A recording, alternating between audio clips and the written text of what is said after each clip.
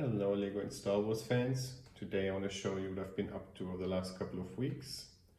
First we have of course the TIE Interceptor, as you can see right now. But before we go into the more detail, I want to show you something else as well. Because when I was done with the Interceptor, I figured it was a bit sad all on its own. So I gave him a little friend.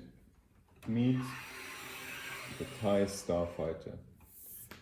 And they look pretty happy together. So let's look at some of the details. So we have our targeting sensors here, with those connections going around, the framing.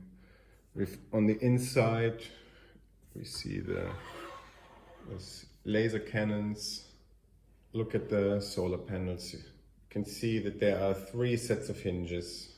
The one on the outside, the one in the center, which holds the main weight, and then also on the inside another set. And by having those 3 different hinges, basically fix the angle as it is right now. For the cockpit, I've used those rounded corner bricks to give it this spherical shape. I've used those 6x6 dishes on the top and on the bottom, and the same in the back. Here you can see the twin ion engines, giving it its name. Right, and now let's have a closer look. So while it is fairly stable, right, I wouldn't consider it a play set, because the wings probably wouldn't like serious play. Also, for the Interceptor, you definitely need a stand, because you can't just put it down on its wings. Well, you could, I guess, put it on its back if you like that, but yeah, definitely stand is recommended. Both dies do come with a stand, but it's gotta be this one. This is a bit more sturdy and stable. I only had this one made because I ran out of parts, so I had to be creative. I like the fact that it's open in the front, but overall the sturdy option I think is better. One last thing. Of course, there's also an inside to the cockpit, and you can fit a minifigure in there. Oh, it's difficult to see because it's all black. But yeah, there's a pilot in there.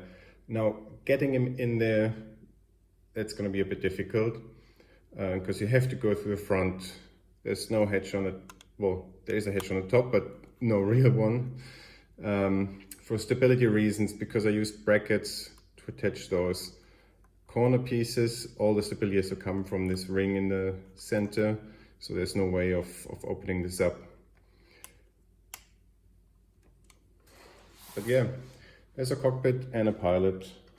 Now let's have a look at the details for the TIE Fighter. Right, now the TIE Fighter can stand on the solar panels, that's fine. Let's have a look at the details. So yeah, I've used tiles for the wings of the TIE Fighter, whereas I've used, if you look here, plates for the TIE Interceptor.